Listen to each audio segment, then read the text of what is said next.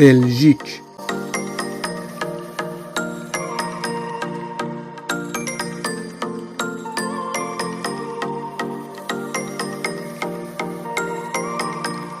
بلژیک کشوری در اروپای غربی است که با هلند، آلمان، لوکزامبورگ و فرانسه هم مرز است و از شمال غرب به دریای شمال راه دارد.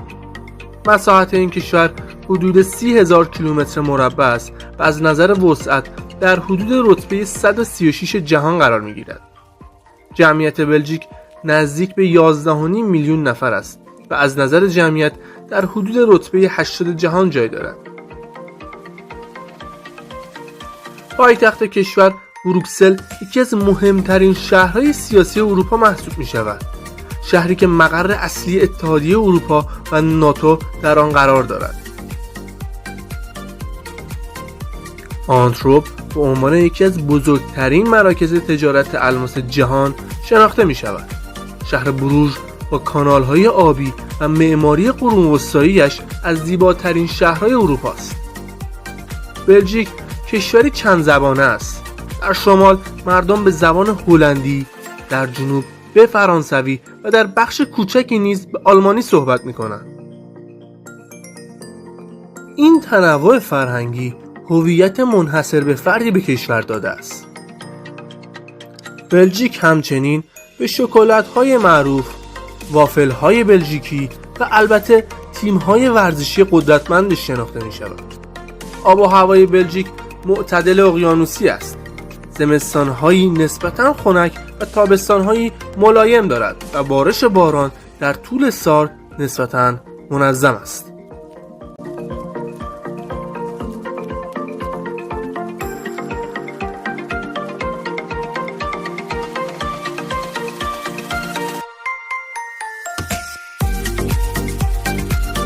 تیم ملی فوتبال بلژیک با لقب شیاطین سرخ شناخته می شود.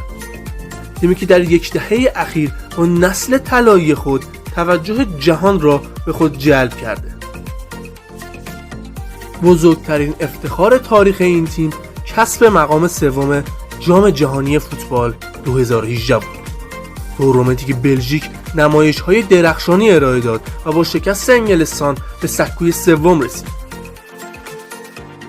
در سالهای اخیر هدایت تیم ملی بلژیک بر عهده رودی گارسیا قرار گرفته است. مربی فرانسوی با تجربه که سابقه هدایت تیم‌های بزرگ اروپایی را دارد و تلاش می‌کند پس از پایان دوران نسل طلایی تیم را وارد مرحله‌ای تازه کند.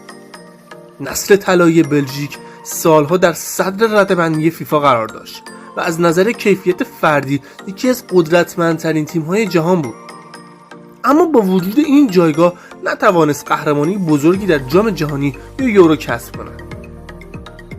به همین دلیل بسیاری معتقدند این نسل با وجود استعداد فوق‌العاده تا حدی ناکام ماندند و نتوانستند انتظار بسیار بالای هواداران را برآورده کنند. ستاره‌های شاخص این نسل عبارتند از کوین دبروینه، مغز متفکر خط میانی، بازیکنی با دید بازی کم نظیر، پاس‌های عمقی و دقیق و شوت‌های قدرتمند از راه دور. او توانایی تغییر جریان مسابقه را تنها با یک پاس یا یک ضربه دارد.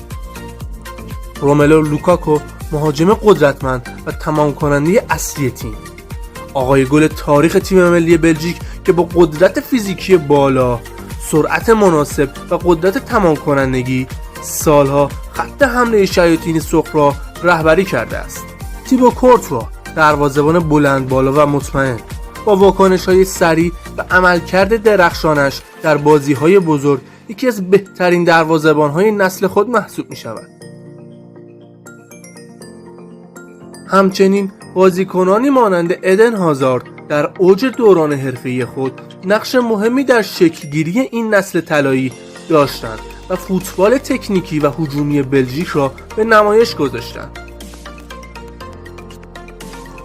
بلژیک تیمی بود پر از ستاره، پر از امید و در صدر جهان، اما تاریخ فوتبال نشان داد که استعداد فردی همیشه تضمین کننده قهرمانی نیست.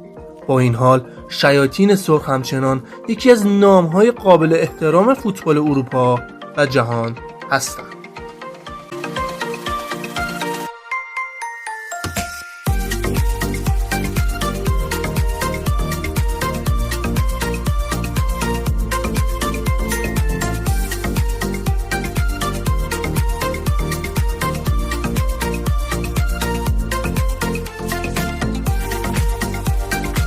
ایران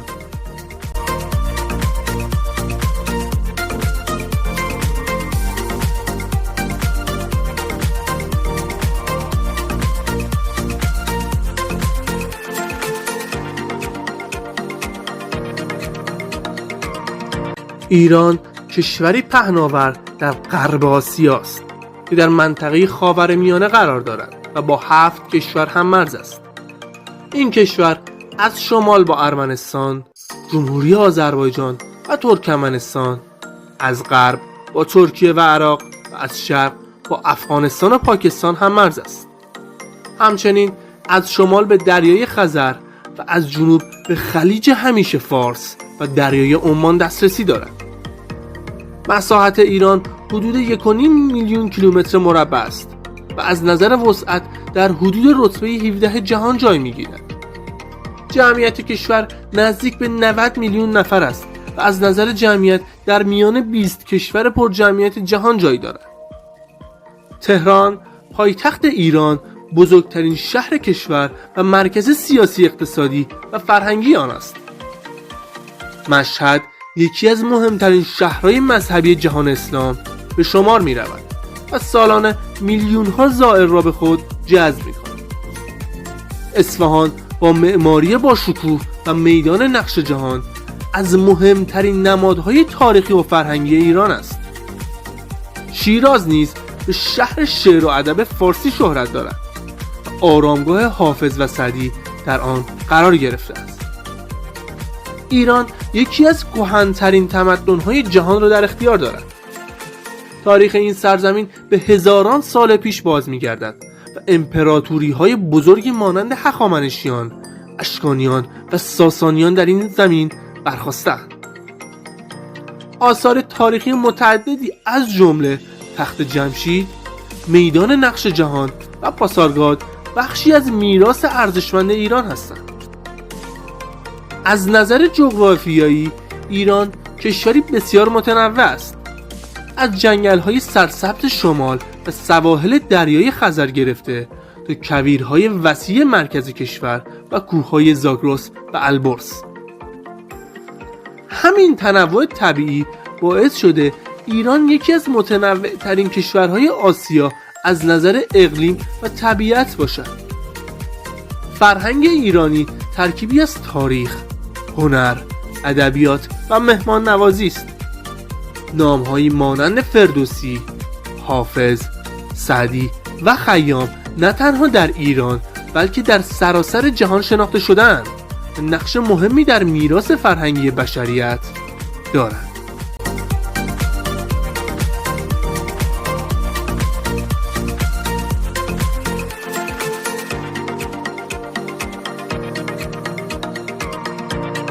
تیم ملی فوتبال ایران با لقب یوزهای ایرانی شناخته می شود.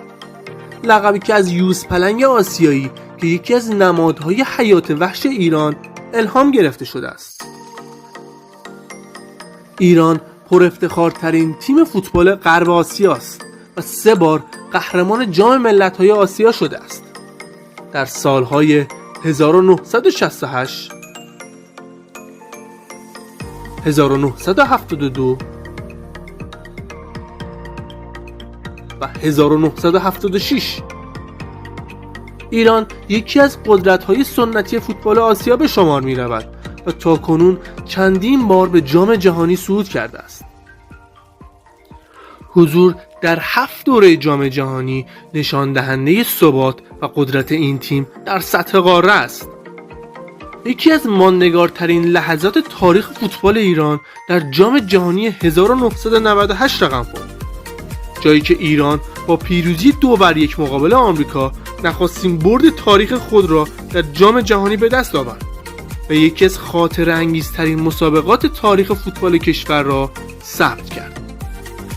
در سالهای اخیر ایران همواره یکی از مدعیان اصلی فوتبال آسیا بوده و معمولاً در صدر رده‌بندی تیم‌های آسیایی قرار داشته است.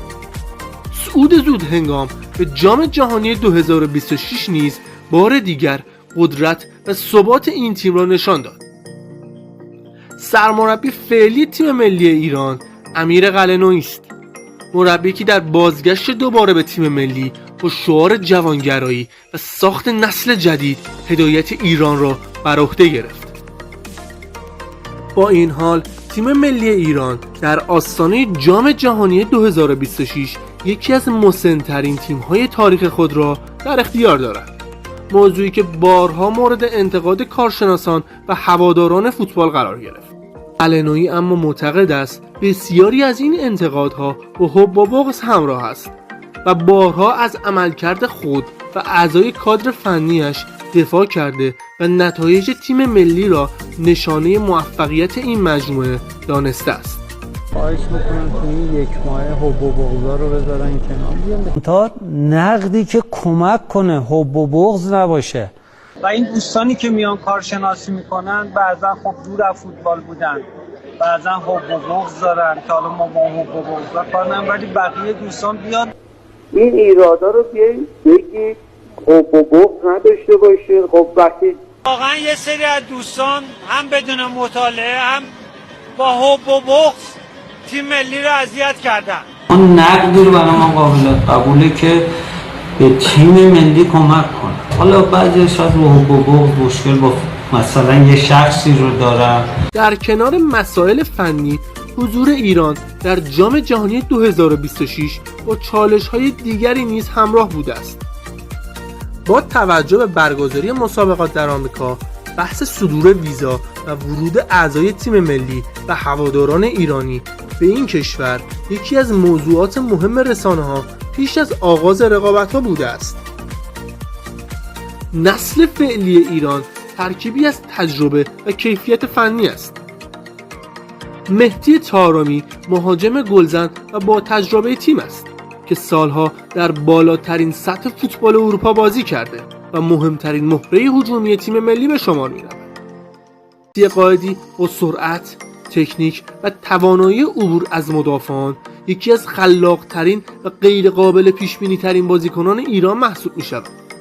وجود صعود مقتدرانه به جام جهانی، تیم ملی ایران همچنان زیر ذره‌بین منتقدان و هواداران فوتبال قرار دارد. تیمی که امیدوار است پس از سالها سرانجام بتواند از مرحله گروهی جام جهانی عبور کند و یکی از بهترین نتایج تاریخ خود را رقم بزند.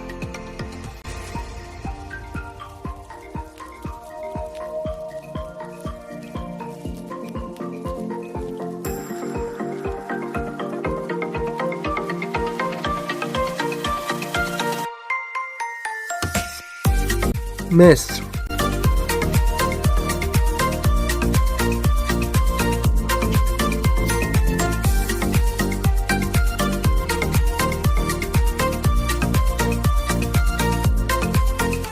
مصر کشوری در شمال آفریقا است که با لیبی، سودان و نوار غزه هم مرز است و از شمال به دریای مدیترانه و از شرق به دریای سرخ میرسد. مساحت این کشور حدود 1,000,000 کیلومتر مربع است و از نظر وسعت در حدود رتبه 30 جهان قرار میگیرد. جمعیت مصر بیش از 105 میلیون نفر است و از نظر جمعیت در حدود رتبه 14 جهان جای دارد. یکی از پرجمعیت ترین کشورهای آفریقا و جهان عرب. پایتخت کشور قاهره بزرگترین شهر مصر و یکی از مهمترین کلان شهرهای آفریقا است. اسکندریه شهری ساحلی و تاریخی با میراث یونانی رومی است که بندر مهم و جاذبه‌های گردشگری فراوانی دارد. مصر به عنوان یکی از قدیمی‌ترین تمدن‌های بشری شناخته می‌شود. سرزمین اهرام ثلاثه، ابوالهول و رود نیل که نقش حیاتی در شکلگیری این تمدن داشته است. اقتصاد مصر بر پایه کشاورزی در کنار رود نیل، گردشگری، کانال سوئز و خدمات متکی است. کانال سوئز یکی از مهمترین مسیرهای تجاری جهان به شمار می رود و درآمد بالایی برای کشور ایجاد می کند. آب و هوای مصر عمدتاً بیابانی و گرم است، اما در نوار ساحلی و اطراف رود نیل شرایط اقلیمی معتدلتر و مناسبتر برای زندگی وجود دارد.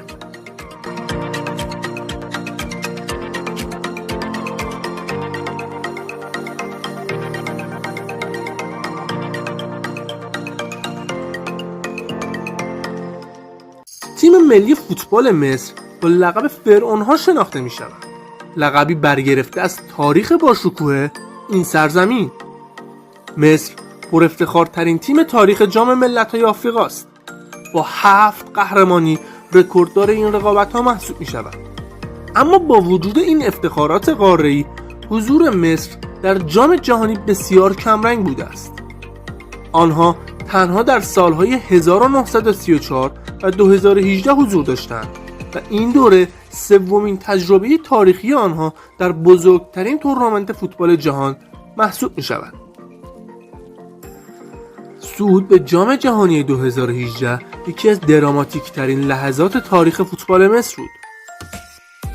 در دیداری سرنوشت ساز، مصر با گل و پنالتی دقیقه آخر محمد صلاح توانست صعود خود را قطعی کند و بعد از سالها انتظار دوباره به جام جهانی بازگردد. آن لحظه برای میلیون‌ها هوادار مصری تبدیل به جشن ملی شد. محمد صلاح فقط یک گلزن نیست، او سالها در سطح اول فوتبال اروپا درخشش داشته. در لیورپول به یکی از بهترین و تأثیرگذارترین مهاجمان جهان تبدیل شده و بارها آقای گل لیگ برتر انگلستان شده است. سرعت بالا، شوت‌های دقیق و دریبل‌های انفجاری و ثبات عملکرد باعث شده اون نماد فوتبال مدرن مصر و چهره جهانی برای این کشور باشد. حضور صلاح در ترکیب مصر همیشه امید و اعتماد به نفس را به تیم اضافه می‌کند. در نسل فعلی فوتبال مصر علاوه بر صلاح، بازیکنان جوان و آینده‌دار نیز نقش مهمی دارند، از جمله عمر مرموش که با سرعت بالا، تکنیک فردی و توانایی بازی در پست‌های هجومی مختلف به یکی از چهره‌های مهم فوتبال مصر و لژیونرهای تاثیرگذار در اروپا تبدیل شده است. حضور او نشان می‌دهد فوتبال مصر در حال انتقال نسل و آماده سازی برای آینده است. سرمربی فعلی تیم ملی مصر حسام حسن است، مهاجم افسانه‌ای سابق تیم ملی و آقای گل تاریخ فوتبال مصر که حالا هدایت این تیم را بر عهده دارد. حضور او روی نیمکت ترکیبی از تجربه تاریخی، شناخت عمیق از فوتبال مصر و شخصیت کاریزماتیک را به تیم اضافه کرده است. حسام حسن خود سالها نماد گلزنی و قدرت هجومی مصر بود و اکنون تلاش می‌کند همان روحیه جنگندگی و ذهنیت برنده را به نسل جدید منتقل کند. مصر اگرچه در سطح جهانی حضوری محدود در جام جهانی داشته، اما در آفریقا قدرتی باثبات و تاریخی است و ما نسل جدید و رهبری ستاره‌های مانند محمد صلاح همچنان یکی از ستون‌های فوتبال قاره محسوب می‌شود.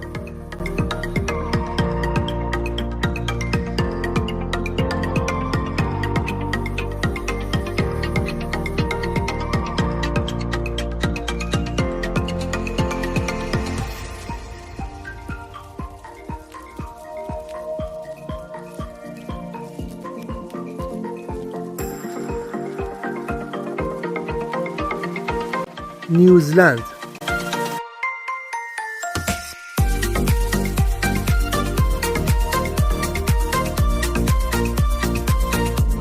نیوزلند کشور جزیره‌ای در جنوب غربی اقیانوس آرام است که از 2 جزیره اصلی شمالی و جنوبی و چند جزیره کوچکتر تشکیل شده است.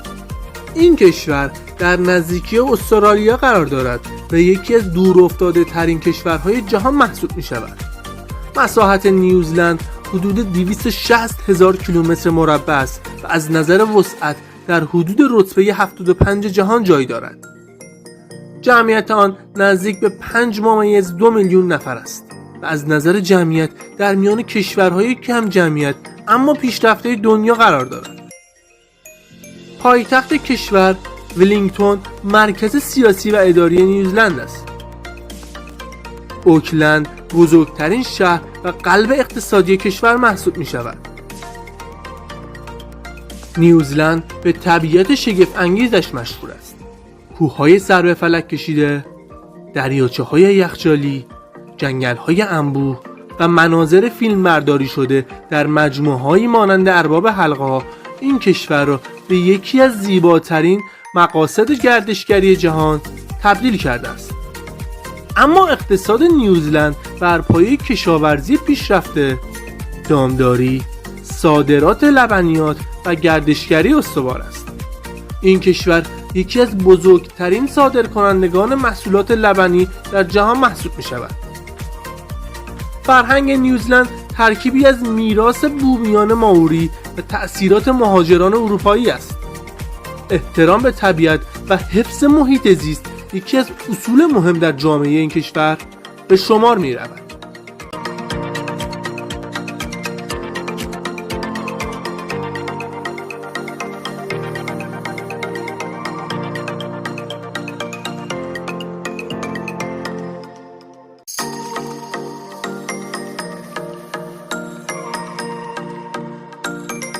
تیم ملی فوتبال نیوزلند با لقب آل وایتس شناخته می شود.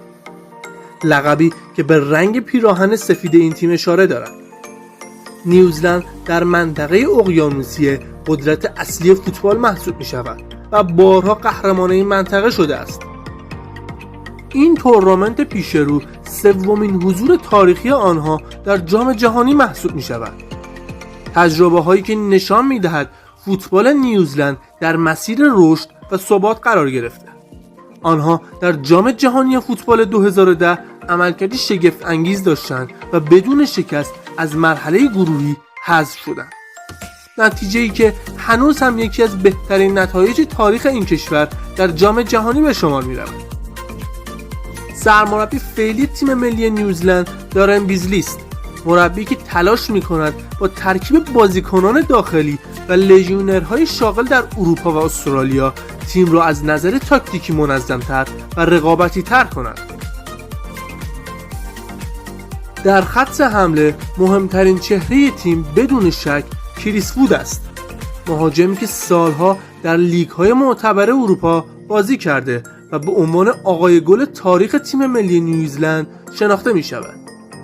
قدرت تمام کنندگی بالا، بازی هوایی قوی و تجربه بین المللی باعث شده او ستون اصلی خط حمله آل وایتس باشد. در کنار او بازیکنان دیگری نیز نقش مهمی در ترکیب دارند. بازیکنانی که در لیگ استرالیا، اروپا و آمریکا فعالیت می‌کنند و ترکیبی از قدرت فیزیکی، نظم تاکتیکی و روحیه جنگندگی تیم را اضافه کردند. نیوزلند شاید از نظر فوتبالی جزو قدرت‌های سنتی جهان نباشد، اما با تداوم حضور در جام جهانی، نسل جدید با تجربه تر و رهبری بازیکنانی مانند کریس وود نشان داده که میتواند در سطح بین المللی رقابت کند و حریفی سرسخت برای تیم‌های بزرگ باشد.